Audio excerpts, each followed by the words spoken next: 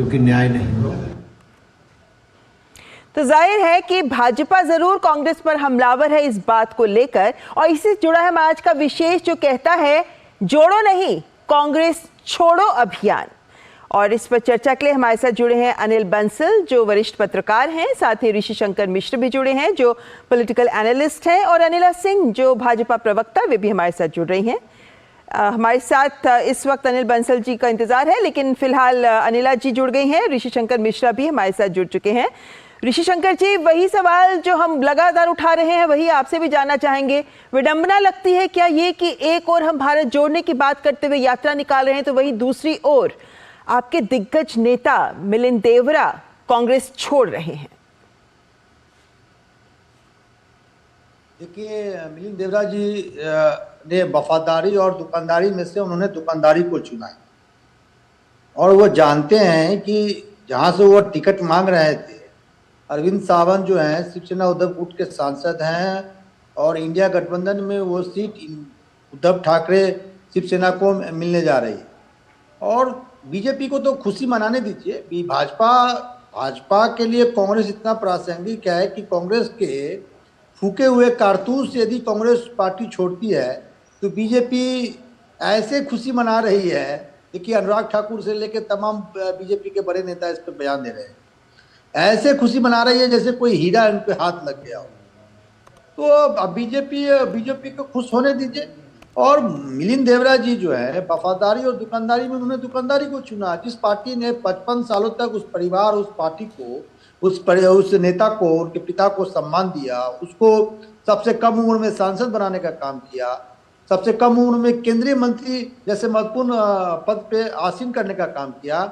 जब पार्टी अभी क्राइसिस से गुजर रही है, पार्टी संघर्ष कर रही है, पार्टी विपक्ष में है, तो पार्टी के साथ रहने के बदले उन्होंने दुकानदारी को तरजीह दी है, वफादारी को तरजीह नहीं। चलिए, लेकिन ऋषि जी एक बात बताइए, आपने जो कहा वो बात मैंने सुन ली, ठीक है, तो कोई प्रभाव नहीं पड़ेगा। ठीक है, आपने अपने ये तो हमने कहा ही ना कि कांग्रेस कह रही है कोई फर्क नहीं पड़ता, भाई छोड़ जाओ कोई फर्क नहीं पड़ता। लेकिन आपने भी एक बात कही, इससे पहले कि मैं अनिल जी के पास जाऊं, मैं आपसे ये सवाल जरूर पूछना चाहूंगी। आपने कहा फूके हुए कारतूस, लेकिन वो तो आपके मौजूदा सांसद, वो तो सांसद रहे हैं ना, आपके एक दिग्गज नेता माने जाते हैं, आपको सीट जीत के दिलाई उन्होंने।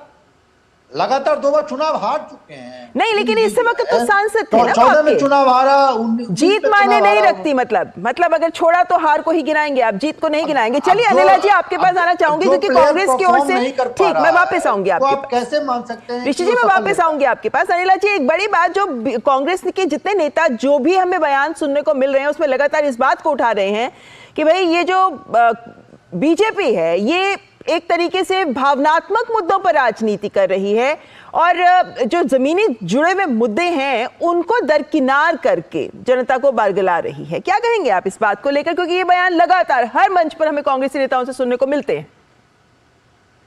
मेरी सबको राम राम। और जो इस प्रकार की बात करते हैं वो है कूक मंडू। आज जो है हम टेक्नोलॉजी एज में जी रहे हैं।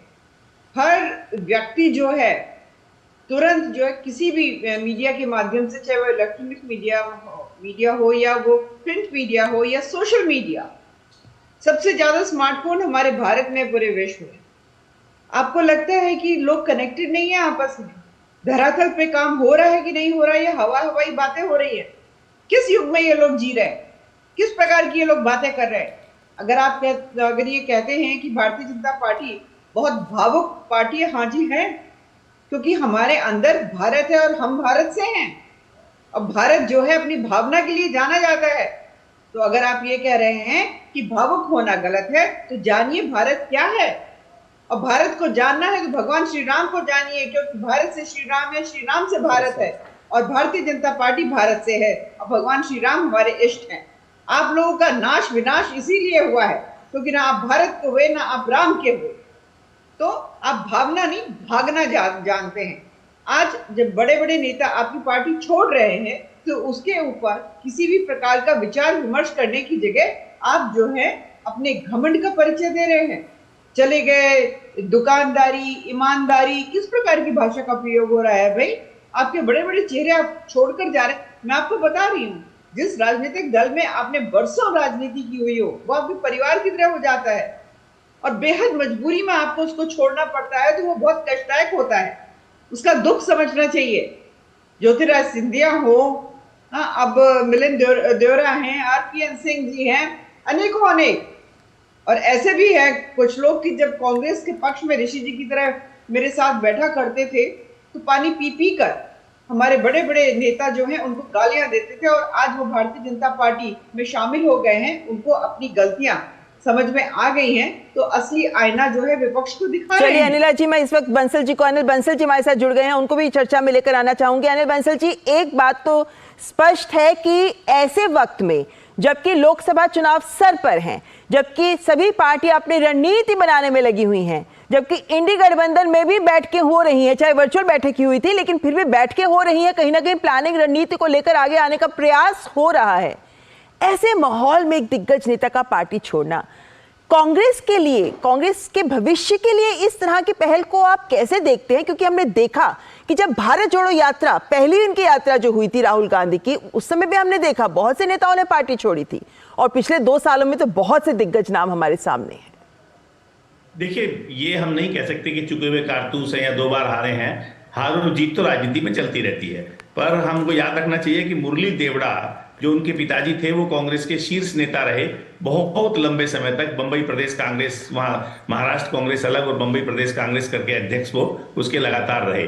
तो ये कह करके वो तो अब चुके हुए हैं, हार गए, वो उनके छोड़ने के कारण हो सकते हैं, पार्टी से उनकी नाराजगी हो सकती है, दूसरी जगह उनको ज़्यादा बेहतर भविष्य की संभावना भी हो सकती है, बहुत सारे कारण हो सकते हैं। लेकिन पार्टी छोड़कर जब लोग जाते हैं तो ये पार्टी के लिए झटका होता है, इससे हम इनकार नहीं कर सकते। अगर हम ऐसे कहेंगे, देखिए दल बनता कैसे है, लोग, जैसे गीत है कि लोग जुड़ते गए कारवां बनता गया, इसकी भी एक वैल्यू होती है। कोई एक अकेला आदमी पार्टी नहीं चला सकता, संगठन नहीं चला सकता, लोगों की आवश्यकता होती है, लोग चाहिए। जब लोग मिलते हैं तो उसका एक मैसेज जाता है। अगर इंडी गठबंधन बन रहा है तो क्यों मैसेज? वो ये दिखाना चाहते हैं कि हम बहुत सारे गठबंधन एक साथ, दल एक साथ आ रहे हैं। तो लोगों की वैल्यू है, दलों की वैल्यू है, नेताओं की वैल्यू है, इसको हम नकार नहीं सकते। अभी अनिला जी ने आरपीएन सिंह का नाम लिया, जितिन प्रसाद को भी हम देख सकते हैं। उनके पिताजी जितिन प्रसाद बड़े नेता थे कांग्रेस के, जितिन प्रसाद भी मंत्री रहे।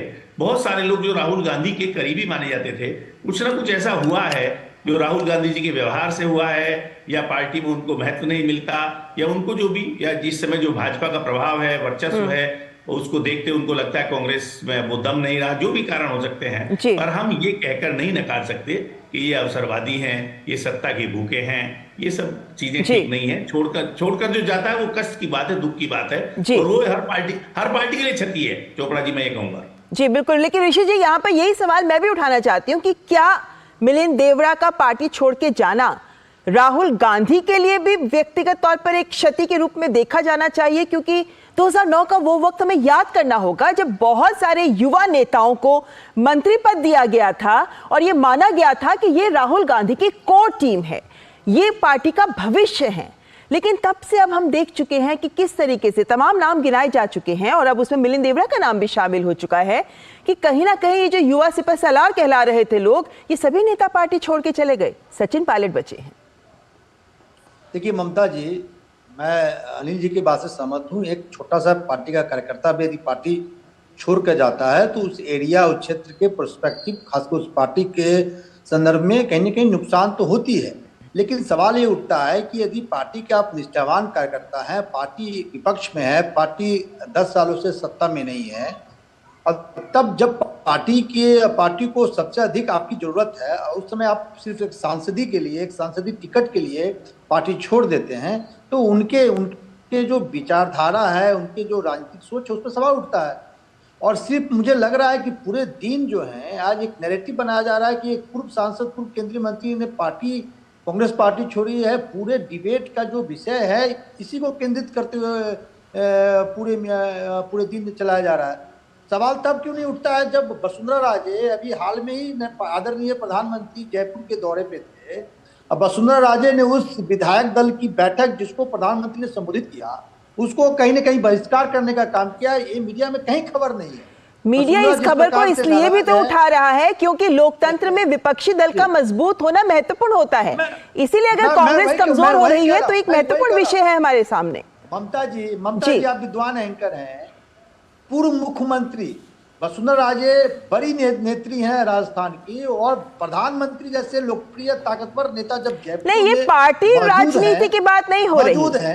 नहीं, आप चर्चा को भटकाइए नहीं, ये अलग मुद्दा है, ये अलग मुद्दा है। हम इस समय जो बात कर रहे हैं, हम यही जानना चाह रहे हैं कि कांग्रेस का, लेकिन चलिए वक्त कम है अनिला जी, चलते थे आपसे एक बयान जरूर, आपका एक कमेंट जरूर लेना चाहूंगी, खासकर तब जबकि कुछ नेता जो कांग्रेस के हैं वो ये भी कहते रहे हैं कि ये साजिश रही है। कुछ जो इंडी गठबंधन के नेता हैं उनका भी ये मानना है कि भाई जब भी कांग्रेस की तरफ से ऐसी कोई यात्रा की शुरुआत होती है, ऐसा कुछ ना कुछ दाव पेच बीजेपी की ओर से चल दिया जाता है। देखिए, अगर हम अभी हाल फिलहाल के उदाहरण ले लेते हैं, मिलिंद देवरा जी का उदाहरण ले लेते हैं, इनसे पूछना चाहिए ना ऋषि जी से कि भाई क्यों जब जो आपका गठबंधन था, जो उनका बेस्टियन था, जो मजबूत क्षेत्र था साउथ बॉम्बे, उससे अरविंद सावंत जी को उतार दिया, इनको मौका क्यों नहीं दिया?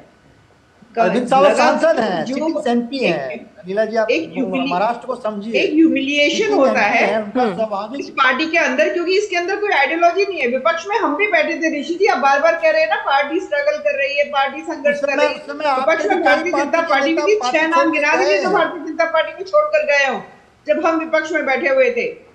भारतीय जनता पार्टी जो है ना, वो जो एक खाटी कार्यकर्ता होता है, वो जीता है भारतीयता को।